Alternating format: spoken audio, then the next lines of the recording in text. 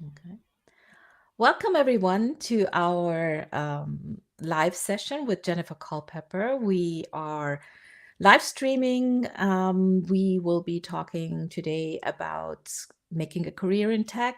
The title of our session is Young and Black and Thriving in Tech. I met Jennifer when I was doing a podcast session with her, and I was very inspired by the way that she talked about her career and how she switched from I think it was economics to data science and data analytics. And I felt that this would be something that could be inspiring to our community. And she has graciously accepted to do this keynote for us. And I'm really looking forward to this. Welcome, Jennifer. Thank you for having me yet again. Really happy to be here today. So, Jennifer, are you ready to start your presentation to our viewers? Yes, sure. Let's get started. Okay, here you go. I hope everyone can see the presentation. Well, Okay. then welcome everyone. Let's get started with the overview and the agenda of what I'm going to be talking about today. I'm going to start off with the introduction, talking about who am I. So I'm going to introduce myself. Then I will be talking about my work and what I do or what I've done so far. Then I'll get into the research that I've done during my master thesis. And then I'll get to key takeaways so you know what you need to take from it. Let's start off with the introduction. I am Jennifer. I was actually born and raised in Germany. I moved to the US after high school, or which would be the Abitur or the Matura here in Austria. Stayed there for a couple of years and then came back for my studies. So when I came back, I started studying international economics in Paderborn at the time, but then pretty quickly switched to Stuttgart because it was a lot more exciting as a city and also as a workplace. So then I stayed in Stuttgart for 3 years and did my bachelor's in economics. At the same time, I worked for the automotive field. I worked for Porsche, which is very typical for Stuttgart. It has Porsche as well as Daimler, so a lot of people they work in the automotive field. I was working in different areas, but I was very interested mostly in sales. And so after I had finished my bachelor's, I decided to go for management. So I moved to Vienna here for the University of Economics, and I started the management program here. This has been 2 years, 2 very wonderful years, and it's done now, it's finished. And during the time already, I was always working, so during my bachelor's and during my master's. And I transitioned from like sales in the automotive field into data analysis and especially data visualization. So it has been quite a journey for me. Starting out in sales in the States, this was within the fitness industry. I enjoyed that a lot. At the time, I didn't know what I wanted to do, especially coming from like high school or Matura. I didn't have any clear path. And as soon as I started with sales, I realized that is something that is at least sparking something. But it wasn't quite it yet. And that was kind of the way that I moved through it. I started in Germany with my studies, and then I moved into controlling, which is still kind of related. And within controlling was the first time that I tried data visualization because it was important for controlling. So as really just a means to an end to understand our data better. And then that was when I really felt the spark. It's like, oh, this is interesting. This is a way to really give information and give a better understanding. And that was kind of what got me into data analysis. So I moved from controlling towards data analysis when I moved to Austria. And then now I'm in data consulting. So I even moved on a little bit from that. I wanted to give you an example because the tech industry is so large and vague. You never really know what which role or which position implies. So for me, data visualization in the beginning, especially as like in controlling, was just like that. Building a dashboard, building a sales dashboard, for example. This one is just an example. It's not one that I've built, but very similar to this. So making sure that you understand what are important KPIs, but then also let's take, for example, if we think of Porsche, what are our regions where we sell the most units, which salespeople are maybe selling the most units, what months have what kind of fluctuations. All these specific questions are answerable through these dashboards. And very nice thing is that they're interactive, so you can always dig through the information and get the answer that you need, which I think is very important. The tools that I've worked with so far were Power BI, Tableau, and then also R. I found Power BI and Tableau, of course, if you have no programming background, pretty accessible. It takes a minute to get into, but then I would say they're fairly easy. With R, I think you do need a bigger understanding, and it does take a minute to get into it. But it's absolutely worth it because there's so much more you can do with it. Then, for what I do now with data consulting, I work for a data consultant company in the pharma industry. So I wanted to give you an understanding because these are also very specific questions. And I always get asked, well, what specifically do you do? Or what specifically are the answers that you get to work on? And I brought 3 examples. One is the product launch. So imagine, for example, you're a big pharma company and you're thinking about making medicine in headaches, for example, and you want to bring out a new medication. And then, of course, you want to be able to understand the market, know who your competitors are, know what the market is like, how big it is, how accessible it is. Or, for example, you would like to know what physicians are the ones who sell headache medications the most, or maybe are there specific hospitals that specialize in head trauma or indications in that direction. So those would be questions that we would get answered as pharmacy or data consultants, pharmaceutical. And then we really start the project with the questions that the customer have until the final product and being able to answer these questions. So I would say there's like 3 general topics that come up. One is just learning and understanding of the general market, understanding the way that it works and the way that it's set up. Also leaning into their strategy and their sales. I would say specifically sales when it comes to segmentations and regions, and then also just getting straight up data and information. And that is really what sparks me, because I love to be able to explain the data that I've analyzed. So for me, I like the saying, I don't work with data, I work with the people who work with data. So when a customer asks specific questions to me, they might not always have the data literacy to understand the projects for themselves. And that's kind of where I see my specialty. I come in to explain and to make it to make it graspable, to make it understandable, and to give good and understandable information. So that's what I do now.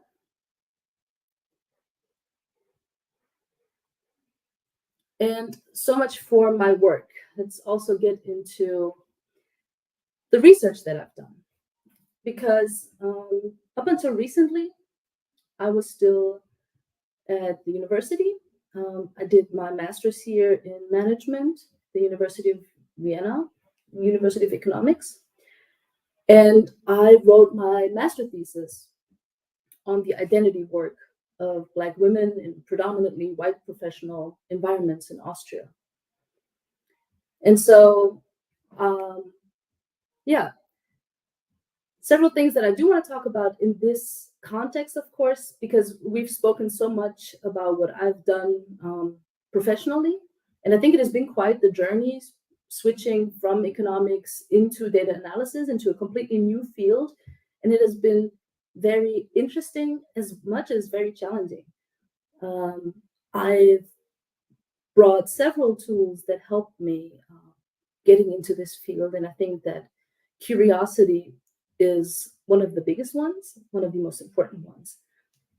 And it was the same curiosity that led me through my academic journey, starting off with my bachelor's, of course, in a completely different field, and then going into management, even though I was already working in data analysis. And the management studies were also something that I was just so curious about. And when it came to my research for my thesis, I knew that I wanted to work on something that has an impact, and work on a question that is interesting to me personally, something that I really want to know. So this, of course, I'm pretty sure we have viewers from several German-speaking countries. This research is limited to Austria, but obviously the results are, I would say they're universal, but they're definitely for all German-speaking countries. So, first, the theoretical background, what I was looking at, and the information that I gathered on the topic. I was mainly looking at 4 different aspects. Started off with racism in Austria in general, and the way that it affects professional and also personal lives. Then I looked into mostly statistics on sexism and gender-based discrimination and the way that that impacts women's opportunities. After that, I brought the 2 of them together and gave a better understanding of intersectionality and what it means when these different aspects intersect and how they work together. And lastly, I was looking at just background theory on identity work and what it means to navigate and negotiate identities in different backgrounds and situations and environments. And so what I did, or what the research itself looked like, was that it was a qualitative study. It was done with focus group interviews. I did 3 focus group interviews. In total, I interviewed 17 women of diverse backgrounds, pretty much all different professional backgrounds, gathering in total 300 minutes, almost 400 minutes of interview time and of information. And then, of course, I analyzed the data and drew my understandings and my findings from that. And that's what I would like to share, of course. So what were the main research findings? There were 3 that were specifically important. And those were, for one, the identity negotiation. So the way that they navigate their identities and change their identities. That was one of the most interesting topics for me, because I wanted to know what that actually means and the way that we actually do it. So this can be, of course, simple things as changing an accent or trying to hide an accent, changing the way that you talk, maybe changing your hair, different hairstyles. But it goes much further than that. It also goes into just straight code switching, keeping certain aspects from yourself and kind of almost switching into a role. So playing a completely different person in order to fit into a predominantly white environment. That is what we found within the topic of identity negotiation, that is something that Black women very, very frequently participated or experience, and that they actively manage these personal and professional identities. These aspects were very different, of course, There's no generalization here. Each woman does this differently. I thought it was also very important that the women were very different. So, um, this being an Austrian study, you had some women that were from Austria, that were born and raised here. You had some that had moved here years ago. Maybe they had moved here for their school, maybe for their bachelor's, maybe for their master's degree. Maybe they've been here only a couple years. Some have been here more than 20, 30 years. You have some that grew up in a Black household, some that grew up with white parents or one white parent. Um, so it was very mixed, very different experiences. And that's why the scale of identity negotiation, I would say, in personal spaces as well as in professional spaces was vastly different. That was one of the things that I found the most interesting, to see that we all kind of do it and we know exactly what is meant, but we all do it very differently for different reasons as well. Then next, I moved on to the experience discrimination. So, as I said, we talked a lot about intersectionality. So, we talked about racism by itself and the situations that can be experienced. We talked about everyday things such as microaggressions, but we also talked about the very much deeper running things, having the feeling that you don't necessarily belong to the country that maybe you were born into, and then also very overt racism that you can see um, happening, and the worst experiences that some of the women had. And I would say those were the most difficult things to talk about, especially for me, of course, as well. Um, None of it is a surprise, and I have to say that it was one of the most difficult topics, but it was also one of the most giving topics, because it was the first time that I was in a room with just Black women talking about these things, and not we were all very open about it. No one had to hide anything, and you didn't have to make a good situation out of it.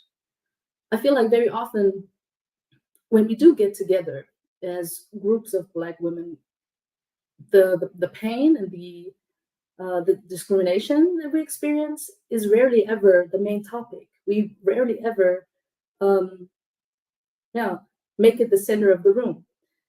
This was the first time for me, honestly, and it was interesting, and it also had a lot of healing into it for me.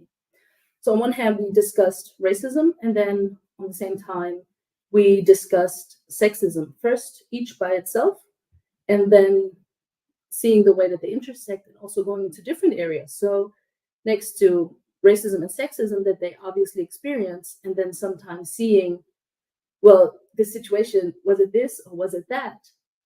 There are also other factors. For some, religion came into play, especially wearing certain hairstyles, whatever it might be. Religion can be a big aspect, but also age. One of the most interesting discussions that we had, I thought, was about growing older in a white society or in a predominantly white country, the way that you're being treated differently as an elder, and also the way you're being treated differently when you're young, the way that you're much more vulnerable, and the experiences that you make as a child, being basically exposed to these situations, depending on, of course, your who your parents are, and then also what your teachers and people who take care of you look like, of course. So those were some of the most interesting discussions that we've had, and they were definitely one of the centers of my work. And then lastly, we talked about strategies of resilience. So the anything around community and networking, and those were some of the things that were most healing to me. It became very clearly a way to cope, a great way to cope too. So obviously, getting together the way that we did there already, um, which was in a research setting, but still feels so healing to be able to talk and share openly. And many participants said that the way that they engage in community is really important for them, whether this is keeping a close network with their friends, whether this is a family, whatever it may be, having an area in their life where they're able to really, truly be themselves without identity negotiation was very important. Another topic that always came up was the aspect of sense of belonging. So making sure that they have a space where they know that they do belong. It's also very important. But when we talk about strategies of resilience, of course, there's other aspects that also play a role. And resilience can come in very different ways. So this can be about coping mechanisms, conscious and subconscious coping mechanisms. And some of the most interesting findings that I have came from this area, some of them that I didn't expect. So the one that was most surprising for me was how many women stated that they would straight up quit a job that feels toxic to them, and how many of these women have experienced that, saying that actually I will not fight the fight. If I experience the discrimination, racism, sexism, whatever the case may be, it is a coping mechanism for me, a valid coping mechanism to get up and leave, to look for something where I can actually pour my energy into that works better for me.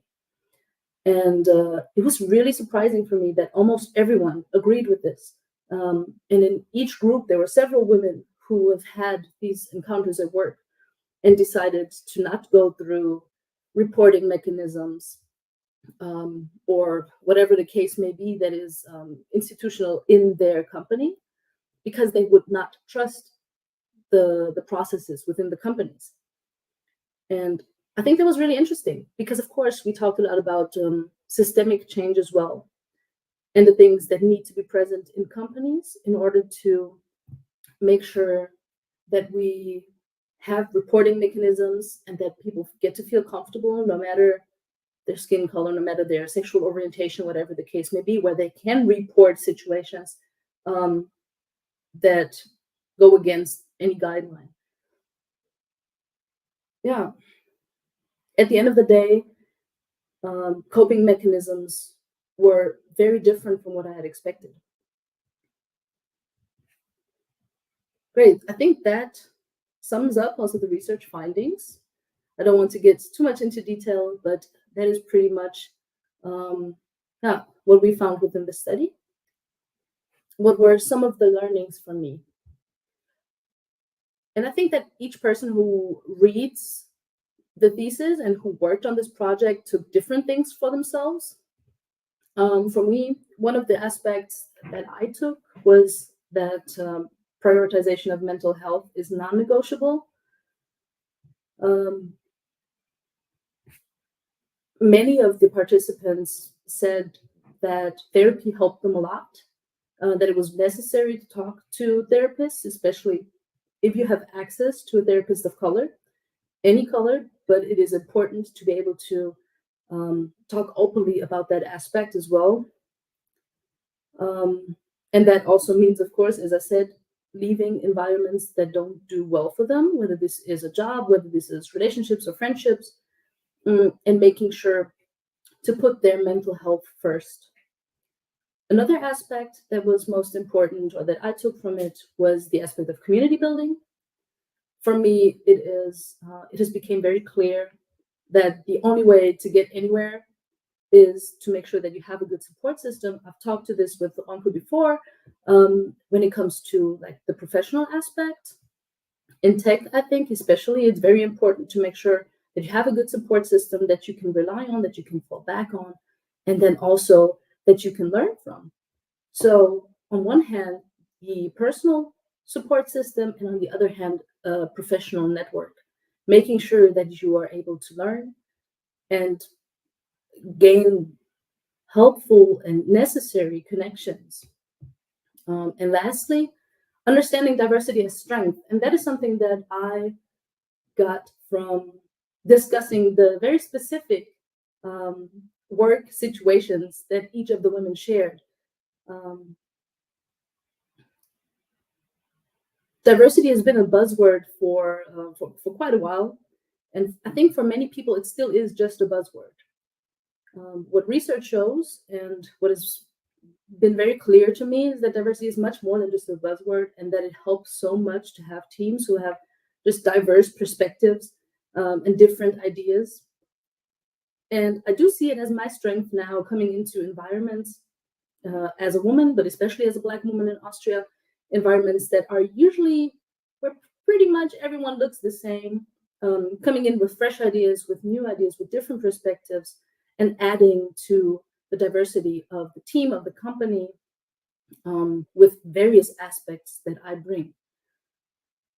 So I think those were my most important learnings. And there's one thing that I would like to discuss together with all of you. Because I think it was the last group, as I said, there were 3 different group discussions. There was one participant who said something that has been stuck with me ever since. And I'm going to read the quote, and I would love to discuss it with you. She said, I think we do need communities of Black folks and allies to support Black women or people getting into managerial positions.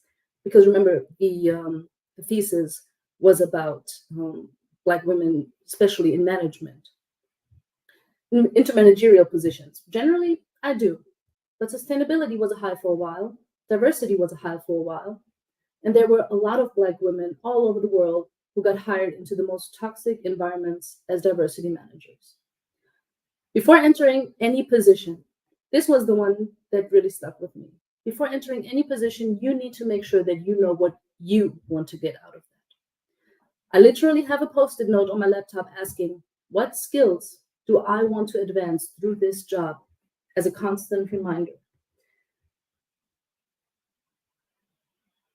After a lot of us had discussed how difficult it can be to stay in positions that are not necessarily meant for you, entering a workspace, whether this is in tech or in management, where you might be the only woman, the only Black person, the only person of color, whatever it might be, it can be very exhausting, draining, mentally just difficult. And we should, of course, squeeze into these positions, take on the responsibilities. But, and I think that is something that stuck with me, it does make sense to make sure and ask yourself beforehand, what is it that I want to get out of this position? And to be honest, before she said that, that had never truly occurred to me. After she said it, the conversation kept going, and I was just stuck on that sentence. What skills do I want to advance through this job? Not how can I excel in this job, but what do I want to get out of it in order to advance my career? And I would like to know, is this something that you've been thinking about? Is this something that you consider? And let's see if I can get Ronke to talk to me. There you are. I think you're still on mute. You are so right. Sorry. No worries. It's such an interesting question. I have an echo here for some reason all of a sudden. Not sure where that's coming from.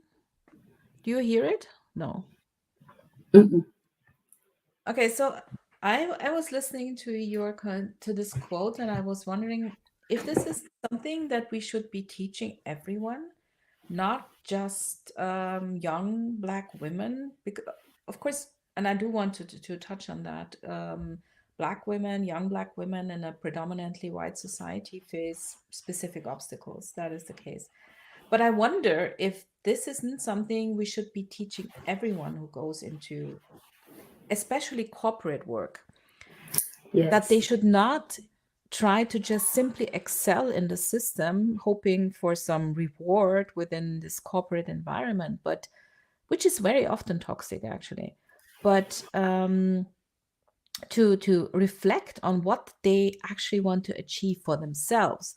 What is it what I want to get out of this job. And this very closely ties in into the question, what do I want to achieve in life for myself, not for a company, which is an entity. And we have to be very clear that these days companies no longer hire people for life. It's not like they are going to be loyal to you. It's not going like they're going to care about what you want. So I think every single person who goes into the workforce these days should be reflecting on this question. What do you think? It's exactly what I think. Yeah. I mean, Hmm. of course, this can be especially important if you enter a work environment that is not healthy for you, I would say. So, Yeah. since this study was for management positions particularly, of course, these are positions that can be very taxing, just physically too, psychologically too. So, I Hmm. understood why it would be specifically important for them to be sure.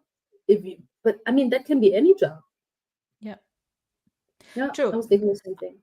Of course, I took my perspective because I work in corporate, and of course, there's especially in tech in corporate, we have the situation at the moment that a lot of these big companies are hiring and firing people without regard to what is important to them, especially in the US. I must say it's not quite as bad in DACH, but we do have to realize that these companies are not our families, and we have to be very clear what we try to achieve. It can be money, it can be learning, which is always a good thing, but we have to protect ourselves. And I want to circle back to your thesis, because I very much liked how you talked about the fact that being in this community of Black women was a chance for you to talk about topics openly that you don't necessarily always touch on. And you were born here, you were raised here, and you studied here. And obviously, you came in contact with very common everyday racism. And this is something, and that's true that we don't talk about a lot, but having a community of Black women for me has also been to a certain extent liberating. I do recall the first sessions we had where all of a sudden you were in the presence of other women who had similar experiences that you did, and you didn't have to explain certain things about yourself. And I think that's something that's so helpful. I'm always someone, and oh, I see Chioma is ready to come on stage with us. But and Chioma was there as well in the beginning when we started Black Women in Tech. And I don't know, do you recall, Chioma, when we were Yeah, talking about the fact how liberating it was to have all these Black faces on the screen and being able to talk about things openly that usually don't talk about? yeah, absolutely. I can agree. And since then, I can tell you the level of confidence and boost. And I have also associated or found myself yet now in different networks, Mhm. and different, communities as alike. And I think it has done a lot tremendously for me, in terms of the way I show up, the way I run, the way I show up authentic with my full authenticity, and also, being just confident in who I am and what I'm doing, knowing that I am, that I'm sort of fully represented, or I feel validated, or I feel seen in the person that I am, regardless, and not feeling that loneliness or wondering, are you in the right space or not? So Yeah, that's a big thing. I think that when you're, because we are often in a very isolated position, and it's easy when everyone else is different, it's easy to wonder if there's something wrong with you, because you're not like the others. You touched on the fact that actually being different from others is a bonus, that you bring new ideas and but to always feel that it's not easy when when you have no validation, you have no feedback, no positive feedback. And yes, I feel that this group that we created has given us the opportunity to actually embrace that for all of us. So um something else that I wanted to talk about, or wanted to ask you, Jennifer, was, I mean, we all face these different issues, the isolation, sometimes questioning whether we are in the right place and everything. But you have been quite successful, and you're doing so far. You're doing a really good job with your career and with your research, and you're also very positive about working on what you are. What is fueling that? How are you keeping yourself motivated? Yeah, it's a difficult question because actually I things have really changed for me. So first, I would say I would still consider myself a beginner, and especially in the beginning, I really enjoyed working with just data analysis in general. The position that I'm in now is less tech specific, and I think that is something that I thought sounded really great, but I would love to get back into further like data analysis. So I'm Hmm. actually also considering changing or redirecting, I would say, redirecting a little bit. But in general, what I would say are really important qualities to bring and qualities that will make you successful in this field. And we talked about this on the podcast, and I think it is the number one thing, and that is resilience. It Hmm. is being curious and then also staying on the topic, which can be difficult, and especially in the beginning when starting off in any tech field, I would say. Um, you need to make sure that you bring in the time and the energy. And even if things don't work out the first time, maybe if they even don't work out the second time, if this is what you want to do, you have to stay resilient. You have to keep working on it. And I think that is a life skill that you learn there that you can apply to anything in life. If you successfully manage to learn whatever tool it is, whatever new things you're working on there, if you manage to stay resilient in them, you will be able to apply that to other areas in your life. I think that resilience is such a good point, but and it's also such a contentious topic, really, because what makes you resilient? And that's something that I find very interesting, because what I also found is that a lot of us Black women, are really resilient, and I wonder why. Maybe it's because we have had to fight more, and we had to get up more often than others, to actually be where we are. And maybe, and that's something I'm thinking about, is maybe it's also survivor bias that we have, because we are, all of us here, who are in tech and who are successful, also the who are in this group, we are survivors. We got to this point, and we create, because we have this resilience. Yeah. But I do agree with you. What you need to be here is resilience. And I wanted to direct a question at Chioma, because I've been watching you grow over the last 2 years, and I absolutely admire the way you have been handling your career. So, do you have thoughts on this resilience topic? Oh, definitely. I would always say that we as a community is we are one of the most resilient people. So I normally joke around sometimes when I say, if you put me in any part of the world, if I go, I would survive. I know what it is to leave my homeland, come here and make a living, start. We are raising children, growing our communities as first generation immigrants. Yeah. And nobody talks about what it takes, no matter Yeah. what, no matter how, wherever you find yourself. Because I can also, if we switch and say, okay, some people go over there and let's see how you can start and make it. I know that people will not survive, but regardless, I just say it shows the amount of resilience we carry. And Mhm. I also sometimes wish that people can use that lens, because it's so frustrating sometimes. They use the lens, another lens, to look at, us, or look at people that are different. But if people can also look at the lens of look at where these people are coming from, but make no mistake, there are people doing that already. I have seen some people that will straight off tell me, will see that in me, and I respect and I really love being in spaces with people like that. But I use opportunities sometimes to create the awareness, to educate people, or to say, look at the story, look at it, look at where we're coming from. Like really, that shows, that is a clear testament of what we can achieve, what we can achieve. And for me, my growth really, and I think I've said it before, I can't stop saying it, is one of the reasons why I even found this community, because at some point you just get tired, or you just, like you said, Ronke, wondering, am I okay? Am I doing this? The strength that this community has given to me and my growth in the last couple of years is tremendous.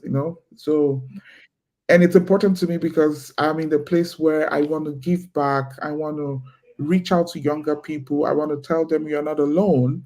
You can, don't worry, you can get there. It's even, that's why we're here in this company, trying to make it easier. Everybody shouldn't suffer the way I suffered. Yeah, that's one thing. And but that brings me to the next question I wanted to ask Jennifer, because I have a couple of young people that I mentor, or not mentor, but they come to me, they reach out, and they kind of struggle a bit with the whole job hunting process. Now, I try to make it clear that nobody has it easy when it comes to job search.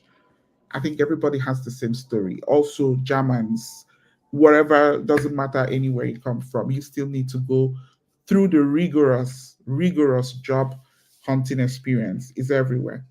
But for you as a young person, and you also traveled to the other countries you studied, you came back, you switched into tech. How was the experience for you?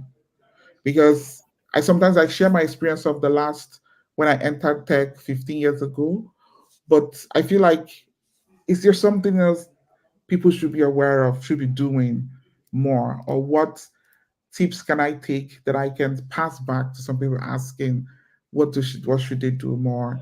Maybe a sort of hope, or sort of that they should be more perseverant, they should persevere more, and not just give up easily. Yeah. Mhm. Yeah, it's interesting that you asked me this question because, as I said, since I'm thinking about redirecting, I am actually job hunting right now as we speak. And it is a tedious process. Yeah. Mostly in tech, I feel like, as I said, it's very vague. Job descriptions are very vague. Until I have the first interview, I don't even know what the job really is for. So you always need someone to explain it. And I think that makes it, I would say that is worse than it is in other areas of work. Mhm. Um, but for me, of course, so far I was very lucky. I was able to get positions in different countries and travel, and I've been very successful with my job hunts. Mhm. But that was mostly because I was very open to different fields. As I said, when I moved to the States and I only had Abitur or Matura, um, I was open for anything. I was just looking around, and I think that's where my curiosity comes in. There's several areas of just expertise that I was interested in, that I would have wanted to look at. And I feel like the more you specialize yourself, the more you, and it kind of sucks because specializing yourself also means finding your thing generally. It can mean that you found something that you love and that you want to pursue, but the more you specialize yourself, the more difficult it will be to get that position. Um, Now, since I just graduated also with a lot of students who also apply now, and they all tell me how tedious this process is, I tell them, well, it only takes one hit. Mhm. You will write your 10s, you will write your 20 applications, you will go through your application processes, and they are a lot of work, but it only has to work out once. And then, at least for that time, and hopefully for a couple of years, you will have something, yeah, to learn and to grow into. Yeah, I think But that's as much of an advice that I can give. It is, on one hand, stay open for as long as you can, look at different directions, get interested in different things. And then once you find yours, that's when you specialize. And Mhm. then you just have to be patient and you have to work through the process. And don't get me wrong, especially as a Black woman, I think that these things get more difficult with age. I think there is a big level of age discrimination that applies especially for us, I would say. Mm. That's interesting because that's not my experience. But on the What is other hand, yours? I've never had to look for a job. Every job I had has been offered to me by people. So, but but that comes with specialization and with your image and the brand you build because people know me. I mean, it might be a bit different in Germany, which is bigger, but in the Austrian community of IT people who do the thing I do, everyone knows me.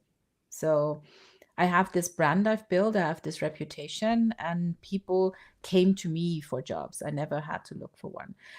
And but I'm a sample of one. I must say that too, because there is no other there's younger black women, but in my age bracket, there is no other black woman. So I'm a sample of one. So maybe what you're saying is true, but it's hard to find other women in my age bracket in this tech space.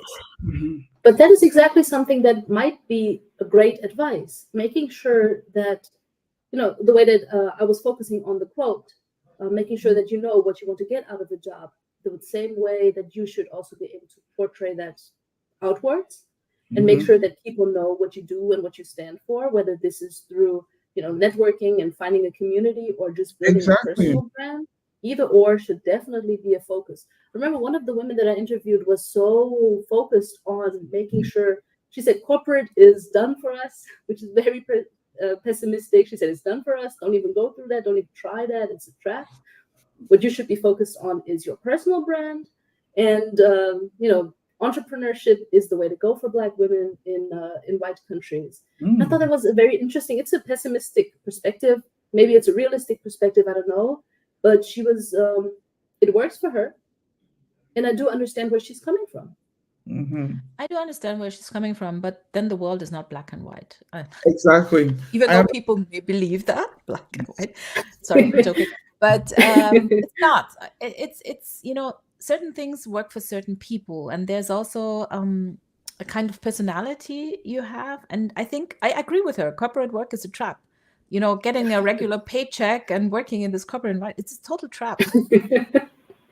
But and for Capitalism some is a trap. people, yeah, being an entrepreneur is the right way to go, and it can be easier than to contend with this toxic work environments and toxic people, because the work environment is toxic for many people, not just for black people. It's it's hard, and it's not for. And I mean, if I could choose, I would do some. I mean, I would probably live my life differently.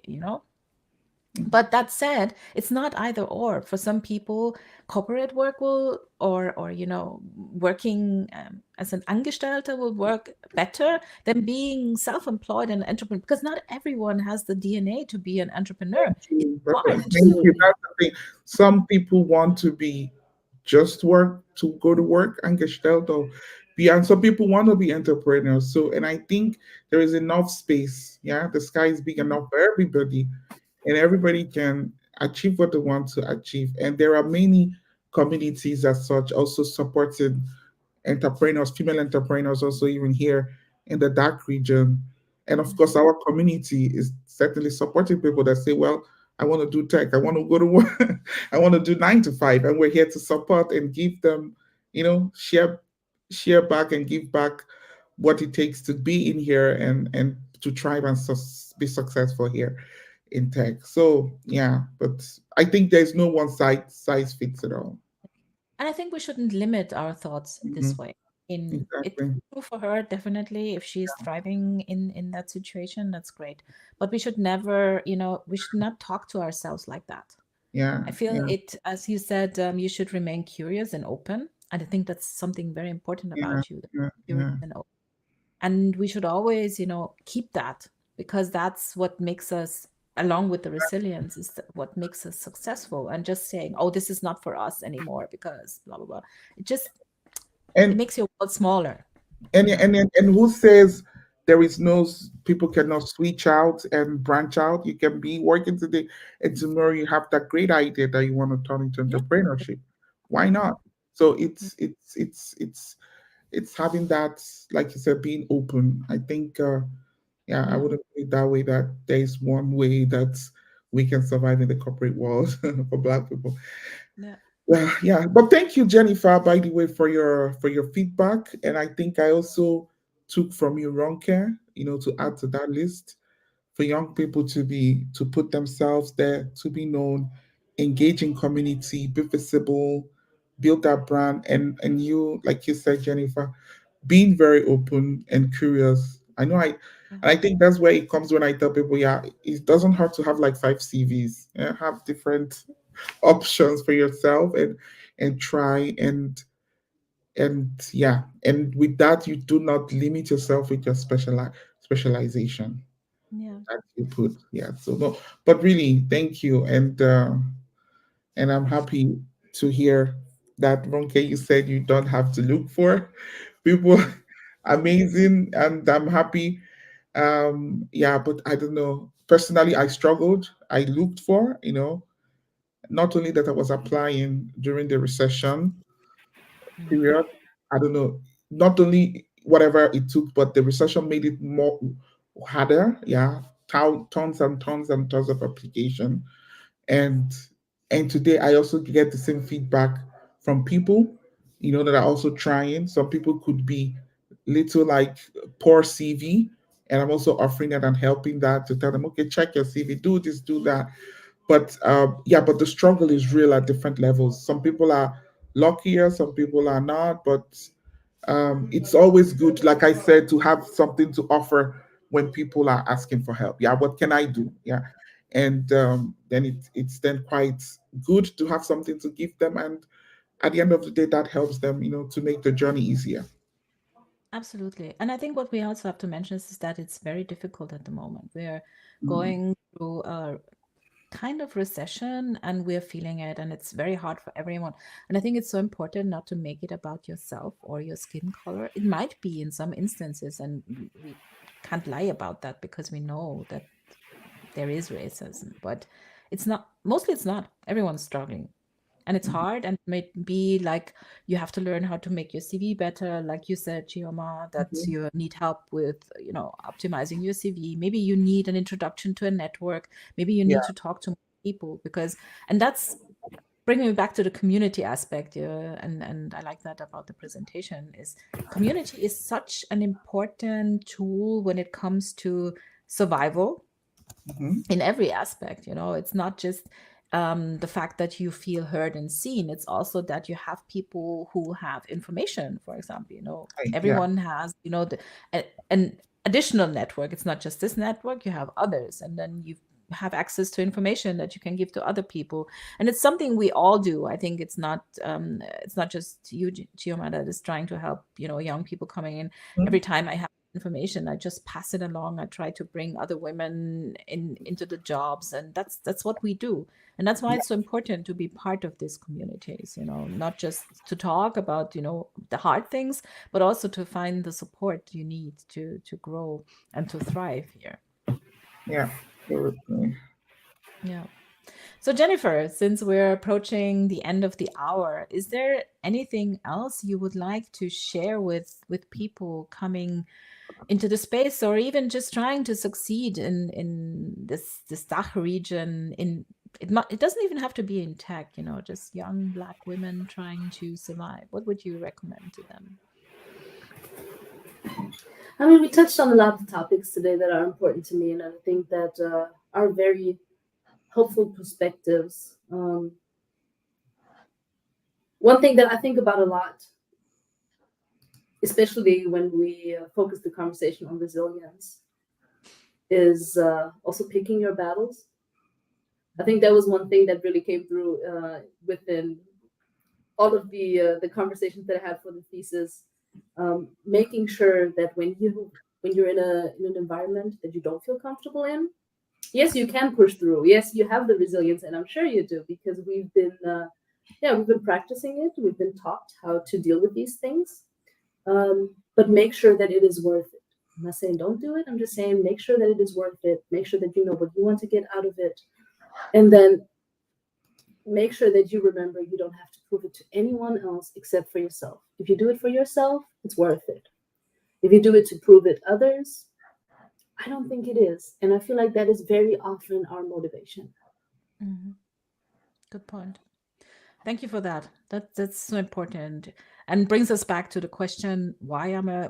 Whatever you do in your career, always ask first, what does it do for me, not for the company, because that's the most important. I mean, it's not, it's the reverse of the Kennedy saying, "What can your country do for you?" No, what can my country do for me? Especially if um, you want to apply yourself fully. If you want to go all yeah. in, if you want to put your all to it, yeah. Mhm. What can they Okay. do for you? There's one thing that just popped into my head, and that was, is there access to your thesis somewhere? Is there somewhere we can read it? Because I'd be really interested. Is there maybe a PDF or something we can share in the community? That is a good question. You can share my contact information if you want to have it on my presentation up, Okay. but also I'm pretty sure that it will get published. It's just a matter of Mhm. time until when, and then I'll know, because I'm not sure if I can just send it out. Okay, no, if it's not published finally yet, then let's just wait, and we can always follow up on that. Okay. Thank Definitely, yeah. you. But once Fiona. it's publishable, I'll let you know. Okay, That's great. it. And then we'll send out a follow-up. Gioma, any last words? I just want to say thank you so much, Jennifer, for your time today and supporting and spreading the word and sharing your background. I really appreciate you stepping forward because I wish more young people should come on here on this platform because yeah, it will really make a difference. So thank you. Yeah. You're very welcome. Thank you for having me. It's been yeah. I was very excited at first, and I'm really happy I got the chance to share my perspectives. Thank you for the amazing presentation, Jennifer. Thank you all for joining. Thank you for being with us. We will send a follow-up, and I will send a link to the recording for those who didn't have the time to be with us the entire hour. And we look forward to seeing you with our next event. Check our group and our page for information on what's coming up. We're planning some really interesting stuff for the next months. And see you soon, everyone. Bye. Bye. Bye. Thank you. Bye.